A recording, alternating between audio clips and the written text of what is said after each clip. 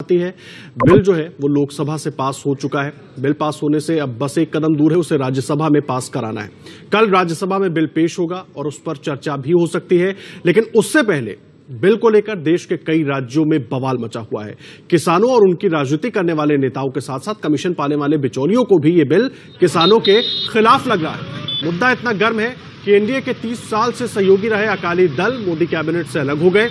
Bill के विरोध में कई सवाल हैं, लेकिन सरकार कह रही है कि वो सब राजनीति की देन है और किसानों को भरमाने की कोशिश है। भ्रम क्या है और सच क्या है, ये साफ करने के लिए हमारे साथ कृषि मंत्री नरेंद्र सिंह तोमर थोड़ी देर में जुड़ेंगे, जिनसे हम अन्नदाता के हित से जुड़ा हर सीधा सवाल पूछेंगे।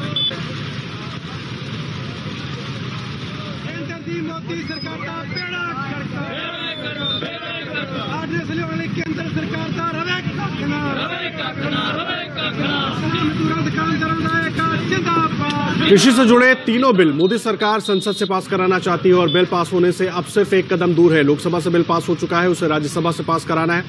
कल राज्यसभा में बिल पेश होगा और उस पर चर्चा भी हो सकती है, लेकिन उससे पहले बिल को लेकर देश में कई राज्यों में बवाल मचा हुआ है।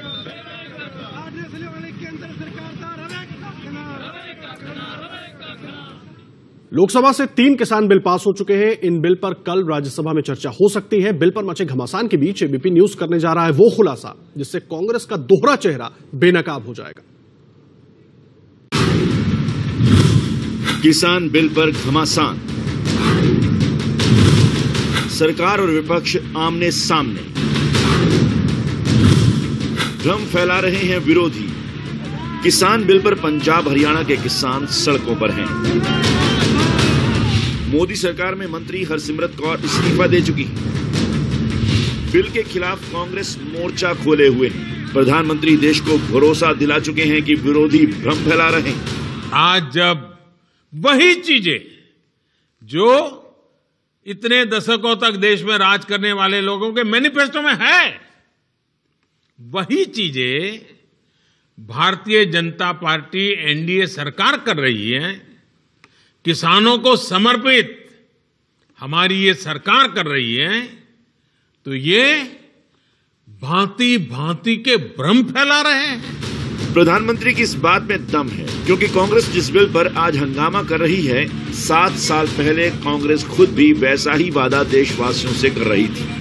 7 साल पहले 27 दिसंबर 2013 की कांग्रेस की इस प्रेस कॉन्फ्रेंस की तस्वीरें देखिए। 27 दिसंबर 2013 को भ्रष्टाचार और महंगाई के मुद्दों पर लड़ने के लिए कांग्रेस शासित 11 राज्यों के मुख्यमंत्रियों की बैठक हुई थी। राहुल गांधी की अगुवाई में हुई इस बैठक में फैसला लिया गया था कि 15 जनवरी 2014 तक सभी कांग्रेस शासित 11 राज्यों में एपीएमसी एक्ट के दायरे से सभी फल और सब्जियों को बाहर कर दिया जाएगा, ताकि किसानों को जहां भी अपनी फसल, सब्जी या फलों का सही दाम मिले, वहां अपनी उपज को बेच सके। सुनिए राहुल गांधी के सामने 27 दिसंबर 2013 की प्रेस कॉन्फ्रेंस में अजय माकन ने क्या कहा। अभी एपीएमसी के एक्ट में स्टेट्स के अंदर जो लिस्ट है उसके अंदर फ्रूट्स और वेजिटेबल्स भी शामिल हैं, तो इसलिए बगैर लाइसेंस के और बगैर आढ़तियों के और बगैर एपीएमसी मार्केट्स के उसको बाहर नहीं बेचा जा सकता। तो किसानों को सहूलियत पहुंचाने के लिए और कंज्यूमर्स को भी कम प्राइसेस देने के लिए यह तय किया गया है कि 15 जनवरी से पहले तमाम एग्रीकल्चर प्रोड्यूस मार्केटिंग कमेटीज में से फ्रूट्स और वेजिटेबल्स को लिस्ट में से हटा दिया जाएगा। कांग्रेस ने 2014 के चुनाव घोषणा पत्र में भी कहा था, सत्ता में आने पर एपीएमसी कानून को हटा देंगे, किसान अपनी फसल कहीं भी बेच सकेंगे, किसान बिना किसी रोक टोक के फसल दूसरे राज्यों में भी बेच पाएंगे। किसानों के हित का यही काम अब मोदी सरकार ने बिल लाकर कर दिया है। तब भी कांग्रेस को मिर्ची लग रही है। पूरे पंजाब के अंदर एक एक किसान, एक एक खेत मजदूर, एक एक आड़ती, एक एक मुनीम, एक एक ट्रांसपोर्टर, सब के सब मोदी सरकार और बीजेपी और अकाली दल के सामने खड़े हैं। जिस एपीएमसी एक्ट को लेकर और देखिए इस बिल को लेकर जो बवाल मचा हुआ है और बिल से जुड़े जितने सवाल हैं, जो सवाल उठाए जा रहे हैं, उनके जवाब देने के लिए खुद केंद्रीय कृषि मंत्री हमारे साथ जुड़ गए हैं। नरेंद्र सिंह तोमर साहब, बहुत स्वागत है आपका एबीपी न्यूज पर। मेरा सबसे पहला और सीधा सवाल तोमर साहब यही है कि बिल को लेकर बड़ा कंफ्यूजन बना हुआ है। धन्यवाद सर। बहुत विरोध हो रहा है।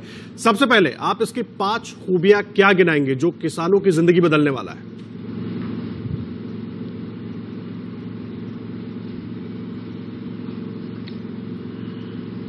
देखिए, लोकसभा में भारत सरकार ने 2 बिल प्रस्तुत किए थे। एक कृषक की उपज को कैसे बेचा जाए, तो व्यापार वाणिज्य विधेयक 2020, और दूसरा था मूल्य आश्वासन और किसानों का करार विधेयक 2020। ये विधेयक दोनों के दोनों किसानों के जीवन में क्रांतिकारी बदलाव लाने वाले हैं। इन विधेयकों से किसान को उसके उत्पादन का उचित मूल्य मिल सकेगा। तीसरा, किसान अभी अपना उत्पादन कृषि उपज मंडी में बेचने के लिए विवश है। इस बिल के माध्यम से किसानों को कहीं से भी अपना उत्पाद किसी भी स्थान पर बेचने के लिए स्वतंत्रता होगी। जी। किसान जब अपना उत्पादन किसी भी स्थान पर बेचेंगे तो इस एक्ट के अंतर्गत जो मंडी परिधि के बाहर का एरिया है वो ट्रेड एरिया होगा, और इस पर न तो कोई राज्य का टैक्स लगेगा, ना ही केंद्र सरकार का टैक्स लगेगा। और इस बिल में यह भी प्रावधान किया गया है कि जो ओपन ट्रेड होगा उसमें किसान के उत्पादन का भुगतान या तो तत्काल किया जाएगा, और यदि कुछ समय की आवश्यकता होगी तो किसान को तत्काल उसके डिलीवरी की रसीद दी जाएगी, और 3 दिन के अंदर उसका भुगतान व्यापारी को सुनिश्चित करना पड़ेगा। ये प्रावधान कानून में किया है। तोमर साहब, तो फिर विरोध क्यों हो रहा है? क्यों नहीं देश के किसानों को समझा पा रहे हैं? क्यों नहीं आप अपने सहयोगियों को समझा पा रहे हैं? आप लोग, वजह क्या है? किसानों तक जो बात आप अभी बता रहे हैं वो किसानों तक क्यों नहीं जा पा रही है? क्यों वो विरोध कर रहे हैं, सड़कों पर हैं?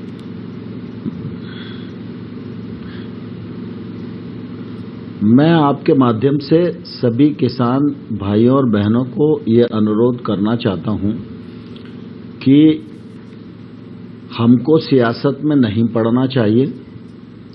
प्रधानमंत्री नरेंद्र मोदी जी की सरकार किसानों के हितों के प्रति प्रतिबद्ध सरकार है। जब से प्रधानमंत्री नरेंद्र मोदी ने काम संभाला है, लगातार कृषि के क्षेत्र में सुधारों का क्रम चल रहा है। सरकारी कानूनों की जंजीर में जब तक किसान जकड़ा रहेगा, किसान को आज़ादी नहीं मिलेगी, तब तक किसान का भला नहीं होगा। ये बिल किसान को आज़ादी देने वाले हैं, किसान पर लगने वाला टैक्स समाप्त करने वाले हैं, और किसान अपनी मनमर्जी के मुताबिक अपनी कीमत पर जिसे चाहे जहां चाहे अपना उत्पादन बेचने के लिए स्वतंत्र हो सकेगा। कई स्थानों पर यह भ्रम फैलाया जा रहा है कि इस बिल से एमएसपी खत्म हो जाएगी। मैं आपके माध्यम से किसान भाइयों को यह कहना चाहता हूं, बिल का एमएसपी से कोई लेना देना नहीं है। एमएसपी भारत सरकार का प्रशासनिक निर्णय है। नरेंद्र मोदी जी ने आने के बाद लागत का 1.5 गुना एमएसपी घोषित किया, जिसके कारण एमएसपी बढ़ा है। एमएसपी पर खरीद बढ़ी है। खरीफ की फसलों की एमएसपी भी हम एक आध हफ्ते में घोषित करने वाले हैं। तोमर साहब, एमएसपी पर खरीद की जाती रही है और आने वाले कल में भी की जाती रहेगी। किसी को चिंता करने की और भ्रमित होने की आवश्यकता नहीं है। तोमर साहब, एमएसपी की बात कर रहे हैं आप, उसी में एक चीज जोड़ रहा हूं। विरोधी बार बार जो सबसे बड़ा हमला आप पर कर रहे हैं वो ये कहकर कर रहे हैं कि एमएसपी जो है, जब मंडी ही नहीं रहेगी तो एमएसपी ही नहीं रहेगी, तो फिर किसान जो फसल बेचेगा उस पर एमएसपी का कोई मतलब रह नहीं जाएगा।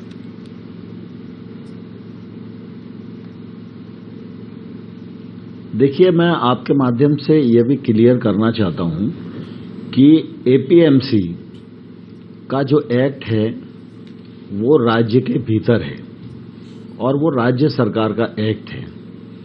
इस कृषि उपज व्यापार और वाणिज्य जो अधिनियम बनने जा रहा है यह उसको अतिक्रमित नहीं करता। राज्य का एक्ट अलग है, ये एक्ट अलग है। राज्य का एक्ट मंडी तक सीमित है और वो जब तक राज्य चाहेंगे तब तक रहेगा। केंद्र सरकार उसको खत्म करने की न तो इच्छा रखती है, न मंशा रखती है, न इस विधेयक के माध्यम से एपीएमसी खत्म होने वाली है। हमारा जो एक्ट है इसके माध्यम से किसान को अनेक विकल्प मिलेंगे। वो चाहेगा तो मंडी में भी अपना उत्पादन बेच सकता है, वो चाहेगा तो मंडी के बाहर भी अपना उत्पादन बेच सकता है। इस विधेयक के माध्यम से अंतर्राज्यीय व्यापार खुलेगा और ये विधेयक तो आज नरेंद्र मोदी जी ने लाने का साहस किया, लेकिन इससे पहले भी चाहे वो मनमोहन सिंह जी प्रधानमंत्री रहे हों तब भी इस प्रकार की बातें चली। नेशनल फार्मर कमीशन की रिपोर्ट आई, उसमें भी ये रिकमेंडेशन थी। स्वामीनाथन साहब ने भी जब अपनी अनुशंसाएं दी तब भी ये रिकमेंडेशन थी और कांग्रेस पार्टी के घोषणा पत्र में भी इन सब चीजों का प्रावधान था। लेकिन आज जब नरेंद्र मोदी जी के नेतृत्व में ये रिफॉर्म किए जा रहे हैं जो किसान की जिंदगी बदलने वाले हैं, किसान के खेत में उत्पादन और उत्पादकता बढ़ाने वाले हैं, निजी निवेश को खेत तक पहुंचाने वाले हैं, छोटा किसान भी प्रोसेसर और निर्यातक से जुड़ सकेगा, एक क्रांतिकारी बदलाव आएगा। तो मुझे समझ में नहीं आता कि राजनीतिक दल इस पर क्यों सियासत कर रहे हैं। नहीं, वो मैं सवाल आपको बताता हूं। सियासत जो हो रही है किन सवालों पर हो रही है? सियासत इन सवालों पर हो रही है कि कीमत तय करने का मैकेनिज्म क्या है। अगर किसान के पास फसल है, क्योंकि आपने निजी क्षेत्र की बात की, तो जब किसान किसी कॉर्पोरेट से डील करेगा तो कीमत तय करने का मैकेनिज्म क्या होगा? जमाखोरी नहीं बढ़ेगी क्या इससे? और कीमत क्या अस्थिर नहीं हो जाएगी? जब माल की अवेलेबिलिटी कम होगी तब क्या कीमत अस्थिर नहीं हो जाएगी?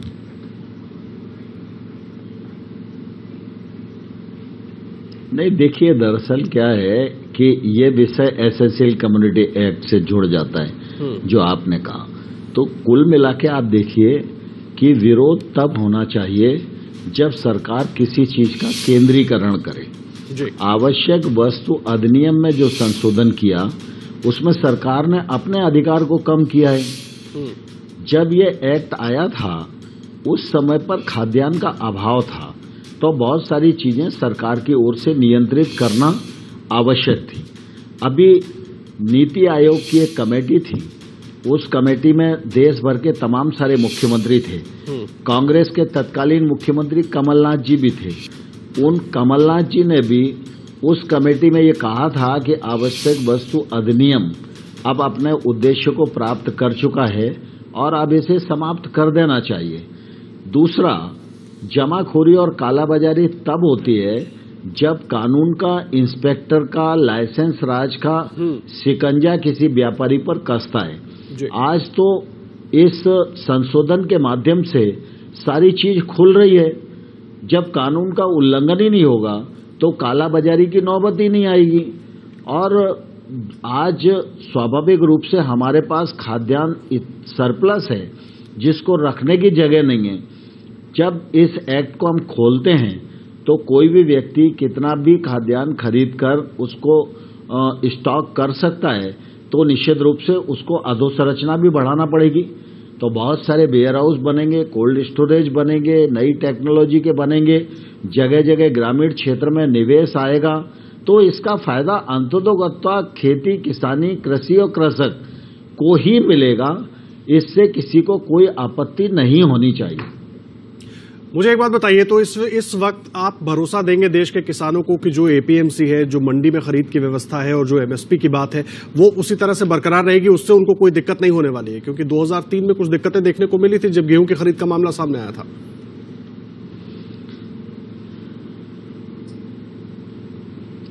मैं आपके माध्यम से संपूर्ण देश के किसानों को बहुत जिम्मेवारी के साथ यह आश्वस्त करना चाहता हूं कि एपीएमसी समाप्त नहीं होगी। यह बिल एपीएमसी के परिधि के बाहर ट्रेड करने की इजाजत देता है। एपीएमसी की परिधि के बाहर जो ट्रेड होगा उस पर कोई टैक्स नहीं लगेगा जी। यह बिल किसान को 3 दिवस के अंदर उसके उत्पादन का भुगतान करने का प्रावधान करता है और इस बिल से एमएसपी का कोई संबंध नहीं है। एमएसपी भारत सरकार का निर्णय है। प्रधानमंत्री जी ने भी कहा है एमएसपी लगातार जारी रहेगी और एमएसपी के मामले में देश के किसानों को कोई शंका नहीं होनी चाहिए। जिस प्रकार से खरीद होती थी, खरीद होती रहेगी। खरीफ की एमएसपी हम 1 सप्ताह के भीतर घोषित करने वाले हैं और जब फसल आएगी तो उसकी खरीद जैसे चलती थी उससे और अच्छे तरीके से चलेगी। मुझे एक बात बताइए, एक जो सबसे बड़ी शंका जताई जा रही है कि किसान तो अपनी फसल राज्य में कहीं भी बेच सकता है। जब अगर वो राज्य में कहीं भी बेच सकता है और उसका अभी भी उसको कोई बड़ा फायदा या अलग तरह का मुनाफा नजर नहीं आ रहा है, तो ऐसे में इस एक्ट से उसकी जिंदगी में क्या बदलाव आ जाएगा?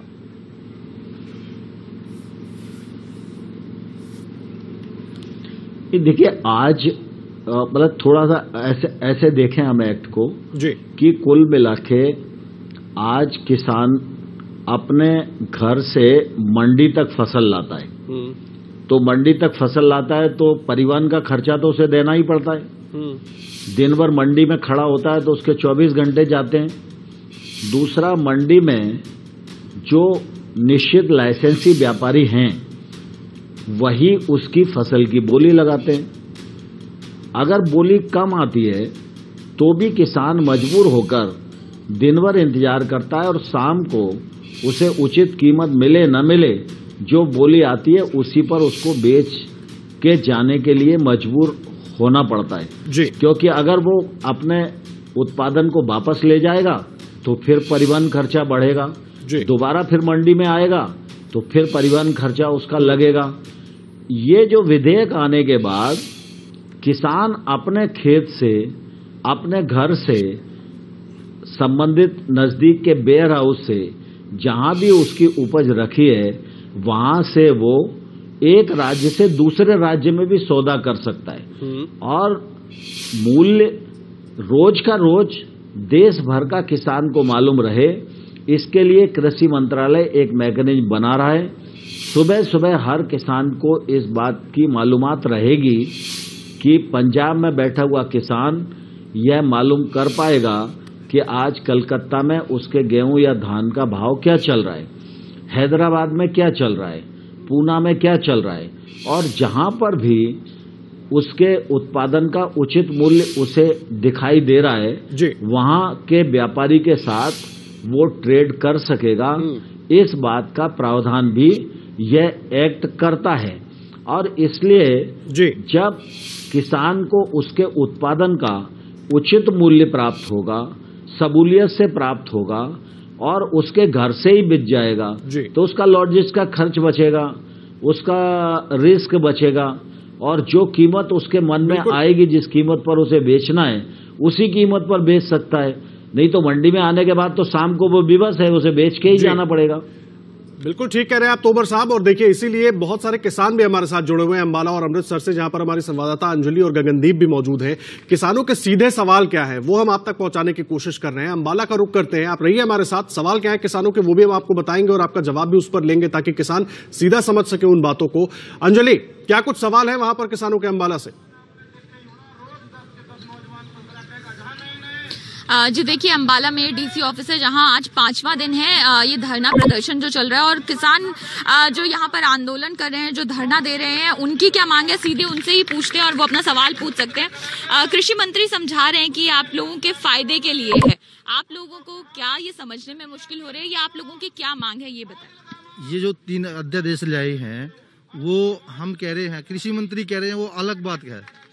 वो जो हमारे समझाना चाहते हैं हमारे किसानों को, हम एक ही बात कह रहे हैं, जो आप एमएसपी गारंटी कानून बनाएं और जो व्यापारी कोई भी हमारा माल खरीद के जाए उसकी गारंटी लें भी वो हमारे पैसे, हमारी पेमेंट क्या दे देगा। वो एक कानून बना दे। उसके अंदर कानून में हम क्या कह रहे हैं, उसके ऊपर कोर्ट में जा सके, हम एफआईआर दर्ज होनी चाहिए उसके ऊपर, और वो हम उसके ऊपर कल को हमारी पेमेंट लेके दौड़ जा। कोई एक ऐसा कानून बना ले, एमएसपी गारंटी कानून बनाए एमएसपी गारंटी कानून बनाने की मांग की जा रही, कुछ और किसान भी यहाँ पर हैं। क्या आप लोग इसका जवाब ले लेते हैं अंजलि, इस पर पहले जवाब ले लेते हैं। कृषि मंत्री साहब हमारे साथ मौजूद हैं। तोमर साहब, एमएसपी गारंटी कानून बनाने की मांग कर रहे हैं किसान, उनको ऐसा आश्वासन चाहिए, ऐसा कानून चाहिए कि एमएसपी जो है वो फिक्स रहे, उसमें फिर कोई गड़बड़ ना हो, क्योंकि वो जो मेहनत करें वो बर्बाद ना हो। ऐसा प्रावधान है बिल के अंदर, गारंटी है इसकी? जैसा मैंने पूर्व में भी कहा कि एमएसपी एक्ट का विषय पहले भी कभी नहीं थी और एमएसपी का इस बिल से कोई लेना देना नहीं है। एमएसपी भारत सरकार का प्रशासकीय निर्णय है। उस प्रशासकीय निर्णय के परिणाम स्वरूप एमएसपी थी, एमएसपी है और एमएसपी आने वाले कल में जारी रहेगी। एमएसपी पर जिस प्रकार से खरीद होती रही है वह खरीद होती रहेगी।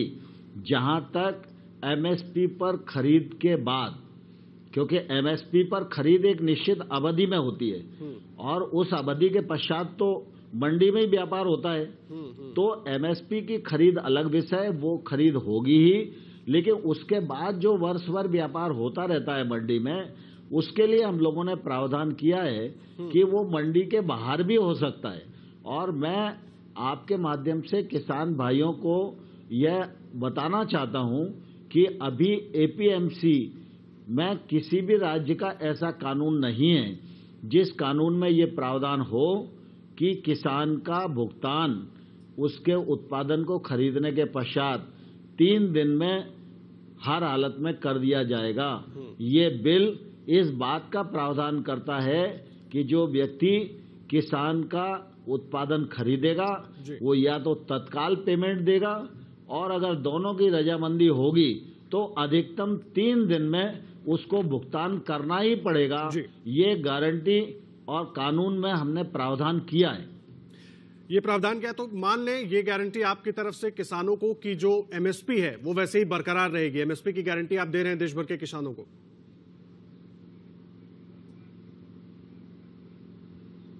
एमएसपी की गारंटी मैं तो खैर दे ही रहा हूं, मैंने लोकसभा के फ्लोर पर भी बोला है और माननीय प्रधानमंत्री जी ने भी पूरे देश को संबोधित करते हुए एमएसपी के बारे में कहा है जी। और एमएसपी के बारे में जब प्रधानमंत्री जी बोलते हैं तो मुझे लगता है उसके बारे में किसी को कोई शंका होनी नहीं चाहिए। जी, एक और सवाल ले लेते हैं तोमर साहब, अंबाला चलते हैं, अंबाला का रुख करते हैं। जी अंजलि, क्या है और सवाल किसानों के जो महत्वपूर्ण सवाल हो वो बताइए। मंत्री जी हमारे साथ जुड़े हुए, सीधा उसका जवाब लेंगे। जी बिल्कुल, हम बात करते हैं यहाँ जो किसान ही है।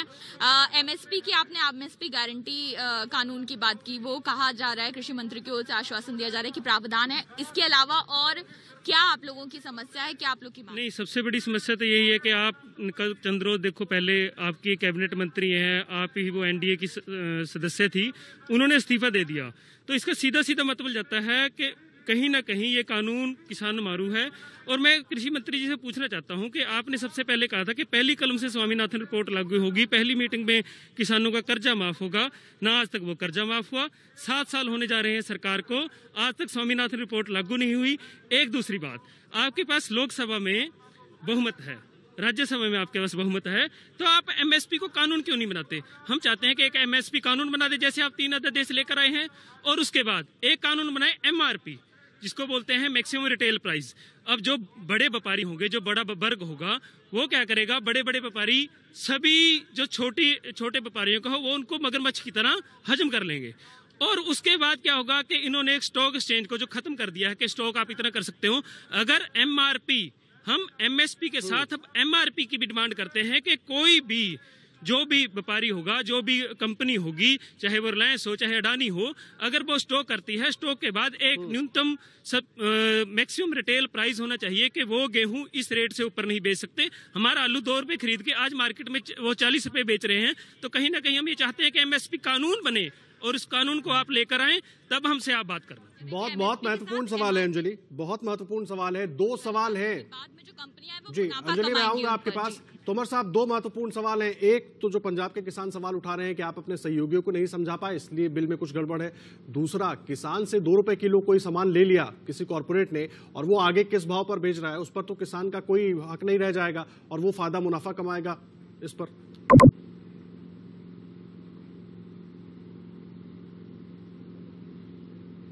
देखिए, एक तो भैया ने जो बात कही कि स्वामीनाथन साहब की रिपोर्ट के मामले में, तो मैं उनके संज्ञान में लाना चाहता हूं कि यूपीए की सरकार के 10 वर्षों में स्वामीनाथन साहब की रिपोर्ट पर कोई विचार नहीं किया गया। एनडीए की सरकार आई, प्रधानमंत्री नरेंद्र मोदी जी के नेतृत्व में स्वामीनाथन साहब ने 201 रिकमेंडेशन की थी। आज भारत सरकार 201 में से 200 रिकमेंडेशन पर अमल कर रही है, उसको क्रियान्वित कर रही है, उनके आधार पर काम कर रही है। ये जो दोनों बिल आए हैं, ये दोनों तीनों बिल ये स्वामीनाथन साहब की रिकमेंडेशन के आधार पर ही हैं। दूसरा, मैं ये कहना चाहता हूं कि हर चीज के लिए कानून नहीं बनता जी। कानून बनाने की प्रक्रिया अलग है और प्रशासकीय निर्णय की प्रक्रिया अलग है। एमएसपी के लिए कानून पहले भी कभी नहीं था, आज भी नहीं है, और इस बिल का एमएसपी से कोई संबंध नहीं है। एमएसपी प्रशासकीय निर्णय है, उसके आधार पर एमएसपी निश्चित रूप से जारी रहेगी। जहां तक किसान का उत्पादन सस्ते में खरीदना और महंगे में कोई प्रोसेसर बेचे, तो वर्तमान परिस्थिति में भी ये असंतुलन है। इस असंतुलन को अगर समाप्त करना है तो उसके लिए इस प्रकार के कानूनी रिफॉर्म अत्यंत आवश्यक हैं।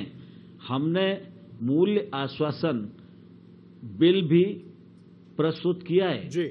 और इस बिल में इस बात का प्रावधान है कि प्रोसेसर और किसान दोनों के बीच में जो करार होगा वो बुआई से पहले उसकी कीमत तय होगी, और करार में जो कीमत तय होगी, फिर चाहे प्राकृतिक आपदा आए, चाहे कोई रोग लगे, वह भी किसान के उस भाव को प्रभावित नहीं करेगा। प्रोसेसर को उतना भाव तो किसान को भुगतान करना ही पड़ेगा। जब ये रिफॉर्म आएंगे और इनका क्रियान्वयन होगा, तब निश्चित रूप से किसान की जिंदगी में बदलाव आएगा और किसान को उसके उत्पादन का उचित मूल्य प्राप्त हो सकेगा। तो ये मानकर चले, जो आप कह रहे हैं, जब ये रिफॉर्म आएंगे तो उसके बाद 2022 तक जो किसानों की आय है वो दोगुनी हो जाएगी इन 3 रिफॉर्म्स के बाद।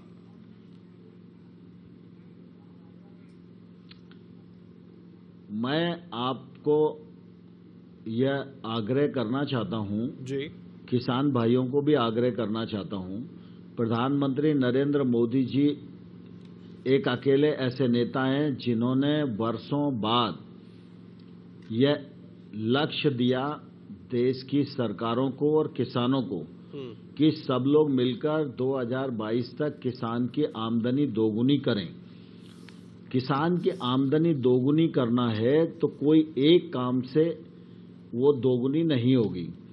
किसान के खेत में उत्पादन बढ़े, किसान की लागत कम होवे, किसान के खेत में उत्पादकता बढ़े, किसान कानूनी शिकंजों से ऊपर उठ सके, और किसान जो छोटा है, देश में 86% किसान छोटा है, वह छोटा किसान भी मुनाफे में आ सके। इसलिए अनेक प्रकार की योजनाएं शुरू की हैं। आज सूक्ष्म सिंचाई की योजना है तो उससे पानी की बचत होगी, पानी की बचत होगी तो भूजल भी सुरक्षित रहेगा, और बिजली का जो किराया है हम उससे भी बचत कर पाएंगे। सॉइल हेल्थ कार्ड है तो उसके आधार पर अगर हम फर्टिलाइजर यूज करेंगे तो केमिकल फर्टिलाइजर की भी बचत होगी। दूसरी तरफ हम लोगों ने 10,000 एफपीओ बनाने की घोषणा की है, उस पर काम प्रारंभ हो गया है। एफपीओ के माध्यम से छोटे छोटे किसान कई मिलकर एक बड़ा संगठन बन सकते हैं, और एक छोटा किसान जिसके खेत में 10-20 कुंटल गेहूं होता है, वो किसान तो मंडी भी अपना गेहूं ले जाकर बेच नहीं पाता, उसको एमएसपी का भी फायदा नहीं मिल पाता। ये एफपीओ के माध्यम से छोटे छोटे किसान मिलकर अपने खेती के रकबे को भी बढ़ाएंगे, अपने उत्पादन के वॉल्यूम को भी बढ़ाएंगे, उनकी बार्गेनिंग कैपेसिटी बढ़ेगी, उनके पास टेक्नोलॉजी आएगी, और उसका फायदा किसान को और खेती को निश्चित रूप से मिलेगा। और इसके साथ ही आप देखिए कि पूरी दुनिया में पहली स्कीम है पीएम किसान, जिस स्कीम के माध्यम से अभी तक 93,000 करोड़ रुपया भारत सरकार के खाते से निकालकर किसान की जेब में भेजने का काम प्रधानमंत्री नरेंद्र मोदी जी के द्वारा हुआ है जी। और साथ ही गांव तक इंफ्रास्ट्रक्चर पहुंच सके, गांव-गांव में वेयर हाउस खुल सके, गांव-गांव में नई टेक्नोलॉजी के कोल्ड स्टोरेज बन सकें, ग्रेडिंग सेंटर बन सकें, ई प्लेटफॉर्म खड़े हो सकें और जो आवश्यक इंफ्रास्ट्रक्चर है उसके माध्यम से रोजगार का निर्माण हो सके। इसके लिए पहली बार 1 लाख करोड़ रुपए का सीधा निवेश कृषि के क्षेत्र में होना 9 अगस्त 2020 से प्रारंभ हो गया है। ये सारी चीजें नीचे तक उतरेंगी जी, तो उनमें कानून की मदद भी होनी चाहिए और इसलिए जो कानून की बंदिशें हैं उन बंदिशों से भी किसान को आजाद करना जरूरी है और किसान को बुआई से पहले अगर कीमत का आश्वासन मिले, कीमत के लिए एग्रीमेंट हो और कीमत मिलने की गारंटी मिले, इससे निश्चित रूप से किसान का फायदा होगा। इसलिए इन सब चीजों को मिलाकर जब हम देखेंगे तो आने वाले कल में प्रतिफल के रूप में 2022 में किसान की आमदनी दोगुनी हो सकेगी। आमदनी दोगुनी हो सकेगी। चलिए, आप अच्छी बात कह रहे हैं, इस पर किसानों की राय भी लेंगे, लेकिन इसी से जुड़ा क्योंकि आपने संसाधनों की बात भी की है, अमृतसर चलेंगे, वहां भी कई किसान मौजूद हैं हमारे साथ तोमर साहब। लेकिन उससे पहले आपने संसाधनों की बात की है, ये सब कुछ रिफॉर्म होगा तो संसाधन बढ़ेंगे, कोल्ड स्टोरेज बढ़ेंगे, लेकिन अगर इसको मैं एसेंशियल कमोडिटी से जोड़ दूं, प्याज से जोड़ दूं, कोल्ड स्टोरेज में प्याज आ गया, जमाखोरी हो गई, लेकिन जब उसके भाव बढ़ेंगे तो वो तो जो शहरी जनता है या आम जनता है जो उसको खरीद रहा है वो बढ़े हुए दाम तो वो चुकाएगा। इसको रोकने का कोई इसमें है क्या तरीका?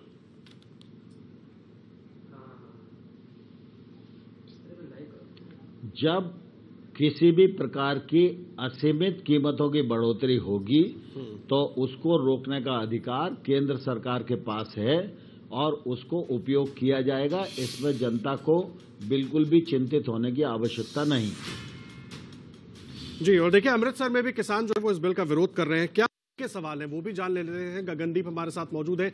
गगनदीप, क्या कुछ है अमृतसर के किसानों के सवाल, जो प्रमुख सवाल हो वो बताएं। कृषि मंत्री साहब हमारे साथ मौजूद हैं और सीधा उनसे उनका जवाब लेंगे। एक एक करके सबके सवाल बताएं। जी, अमृतसर में किसान पिछले 7 सितंबर से लगातार प्रोटेस्ट कर रहे हैं, मैं आपको बताना चाहता हूं। और जहां से ही किसानों ने जेल भरो आंदोलन भी शुरू किया था। किसान रोज गिरफ्तारियां देने के लिए जाते थे और अमृतसर के डिप्टी कमिश्नर कार्यालय में 7 सितंबर से ही धरना चल रहा है। हमारे साथ किसान है, कृषि मंत्री हमारे साथ है। एमएसपी के ऊपर कृषि मंत्री ने कहा कि घबराने की कोई बात नहीं, एमएसपी कहीं नहीं जा रही। तो लखविंदर सिंह जी, क्या आपके सवाल है? कृषि मंत्री हमारे साथ है तो महत्वपूर्ण आप उनसे अपने सवाल पूछ सकते हैं। हाँ, कृषि मंत्री जी से हम बोल रहे हैं कि जो आपका हुद्दा है बहुत सत्कारयोग है, परंतु जो सोच है बहुत ही घटिया किस्म की है। क्योंकि एमएसपी राग अलापे जा रहे हैं। 3 महीने से लगातार लोग 3.5 महीने से रोड पे, सड़कों पे, रेलों पे गर्मी सहन कर रहे हैं। ये एमएसपी का क्या मतलब है? जो अगर उसकी फसल की खरीद नहीं है, कोई गारंटी नहीं है। अब एमएसपी तो 23 फसल का एमएसपी तय किया जाता है, परंतु उसके ऊपर जो है धान और गेहूं 2 फसल खरीदी जाती है। अब जो अभी इसी साल में जो है कुछ दिन पहले मक्की का रेट 1850 रुपया जो है एमएसपी है, परंतु 600 रुपए से 1000 रुपए तक को बिक्री हुआ है।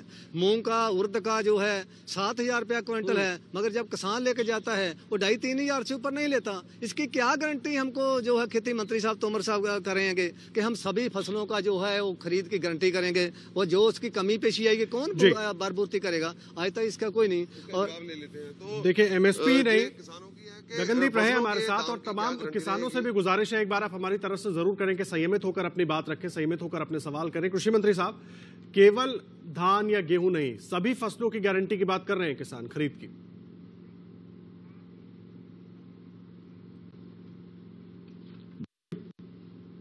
ये राज्य की सरकारों को भी किसानों तक जानकारी पहुंचानी चाहिए।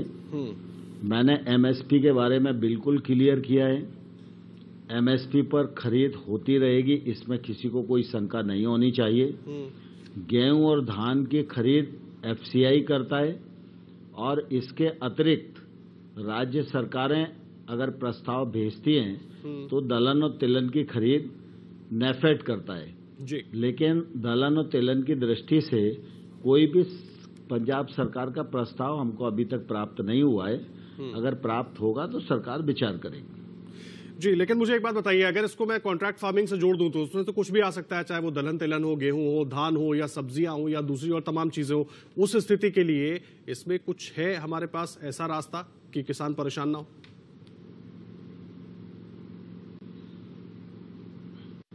कॉन्ट्रैक्ट फार्मिंग में एक्ट में ये प्रावधान है कि जब फसल का कॉन्ट्रैक्ट होगा तो बुआई से पहले ही एक औसत कीमत करार के भीतर तय होगी जी। और जो कीमत तय होगी वो प्रोसेसर या व्यापारी किसान को देने के लिए कानूनी रूप से बाध्य होगा। वह किसान के साथ अमानत में खयानत नहीं कर सकता है। ठीक है। एक एक्ट में हम किसान को बिना टैक्स के खरीद करना और पूरे देश भर में वो अपने माल को बेच सके जी। तो मंडी से आजाद करके उसको स्वतंत्रता दे रहे हैं। और दूसरा मूल्य आश्वासन जो एक्ट है उसके अंतर्गत किसान को ये सुविधा उपलब्ध करा रहे हैं कि वो बुवाई से पहले ही करारकर्ता के साथ अपनी कीमत तय कर सकता है और वो तय करेगा, वो कीमत देने के लिए करारकर्ता बाध्य होगा। ये कानून में प्रावधान है। जी, आप रहे हमारे साथ। एक बार फिर से अमृतसर का रुख करेंगे, और भी सवाल लेते हैं। कृषि मंत्री साहब, देश भर के किसानों के मन में बहुत सारे सवाल हैं। गगनदीप, और क्या सवाल है? हमारे साथ किसान जथेबंदियों के और भी अगु त्रिलोक सिंह है हमारे साथ, तो केंद्रीय मंत्री हमारे साथ जुड़े हैं। आप महत्वपूर्ण उनसे सवाल पूछ सकते हैं। एमएसपी की गारंटी दे रहे हैं, लगातार कह रहे हैं कि किसानों के हक में है ये बिल। लंबे समय से किसानों की जो बात नहीं थी उठाई जा रही, अब आजादी से किसान अपनी उनको काम करने दिया जाता है, आजादी मिलेगी। तो क्या त्रिलोक सिंह जी आपके सवाल है? कौन सी आजादी मिलेगी कृषि मंत्री जी? आज़ादी तो पहले हमने 70 साल पहले आज़ादी का सुना था कि हमें आज़ादी मिलेगी, पर आज़ादी तो अभी तक नहीं मिली। हम तो सड़कों पर रोड़ रहे हैं 7 तारीख से लेकर आज तक। कभी डीसी दफ्तर, कभी अपना पुलों पे, कभी रेलों पे, कभी कहीं। अभी हम बैठे नहीं और ना बैठेंगे। ये मोदी जो साढ़े नाल कर रहे हैं। आपका ऐतराज क्या है, सवाल क्या है, पूछिए। तो हमें जो किसानों को उजाड़ा जा रहा है, कहाँ भी बेचेंगे हम फसल? जहाँ मर्जी बेच लो, कहाँ बेच लेंगे हम? हमारी फसल है कि हम छोटे जिम्मेदार हैं, 5 एकड़ से कम मतलब ज्यादा है हमारी, तो 5 एकड़ से कम वाला आदमी कहाँ जाएगा? वो तो बिका हुआ है पहले, मतलब आड़ती से बिका हुआ है। तो किसानों का सवाल है कि जो छोटे किसान है जिनकी जमीन 5 एकड़ से कम है, तो सरकार लगातार जो कह रही है कि छोटे किसानों की चिंता ज्यादा है कि छोटे किसान का आखिर क्या होगा। कृषि मंत्री साहब, बहुत अहम सवाल है। आपने भी कहा कि देश में ज्यादातर 86% जो है वो छोटे किसान हैं, उनकी चिंता सबसे ज्यादा और सबसे गंभीर है। उनका क्या होगा इस रिफॉर्म के हिसाब से अगर देखें तो वो सबसे ज्यादा चिंतित नजर आ रहे हैं।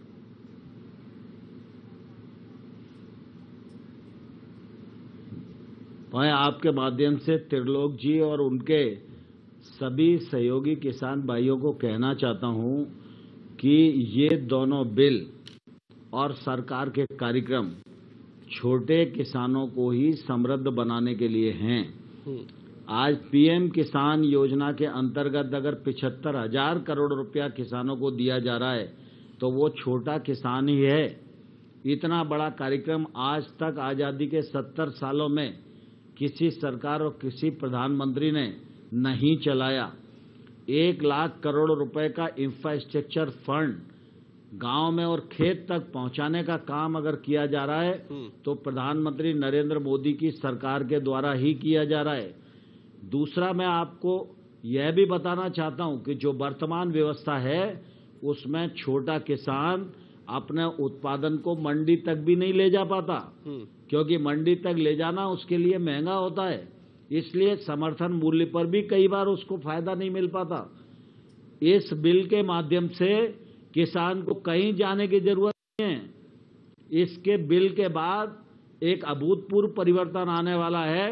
खरीदार किसान को ढूंढेगा और खरीदार किसान को बताएगा कि मैं आपका माल खरीदना चाहता हूं, बताओ आप कितने में बेचना चाहते हो।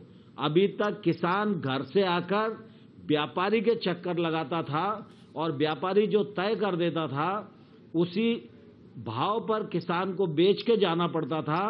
अब व्यापारी निकलकर गांव के खेत पर खड़ा होगा, मेड़ पर खड़ा होगा और किसान को आग्रह करेगा कि अगर आपके पास बेचने योग्य फसल है तो मैं लेने को तैयार हूं, बताओ क्या भाव बेचोगे।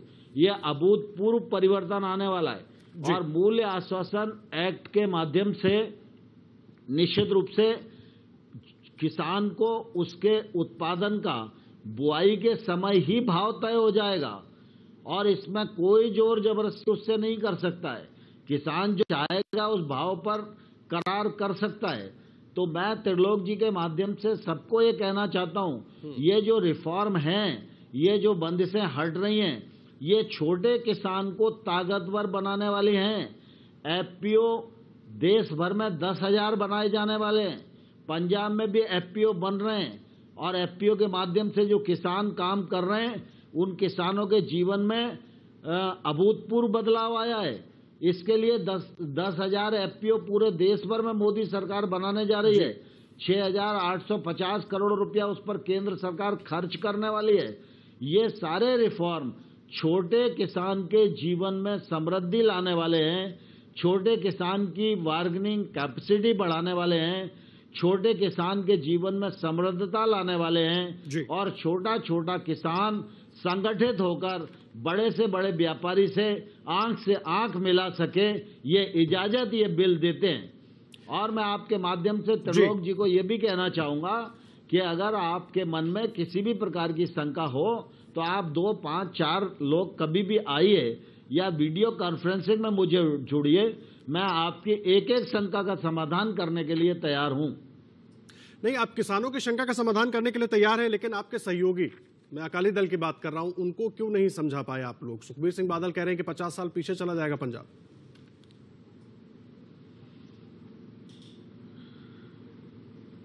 मैंने आपको कहा ना कि मैं इस बिल के बारे में जब बात करूंगा तो सियासत के बारे में बात नहीं करूंगा। जी चलिए ठीक है, लेकिन जाते जाते मुझे एक छोटा सा जवाब देके जाइए। आपने 2 आश्वासन दिए, एक तो एमएसपी की गारंटी है, यह दुर्भाग्यपूर्ण है जी। और किसानों के मामले में जो दल सियासत करते रहे उस 2 बातें कही आपने, एक एमएसपी की गारंटी को लेकर जो दल सियासत करते रहे उसी के कारण किसान आज दुरावस्था के दौर से गुजर रहे हैं। जी मुझे एक बात बता दीजिए बस जाते जाते कृषि मंत्री साहब की 2 आश्वासन दिए, एक तो आपने एमएसपी की गारंटी दी, दूसरा दावा आपने किया कि 2022 तक अगर ये रिफॉर्म्स ठीक से हो जाते हैं तो किसानों की आय दोगुनी हो जाएगी। बस एक छोटा सा सवाल, अगर कोई कॉर्पोरेट किसान से 10 रुपए में कुछ लेकर होल्डिंग करता है, बाद में 25 रुपए में बाजार में बेचता है, उसके लिए मैकेनिज्म क्या होगा? कानून कैसे काम करेगा?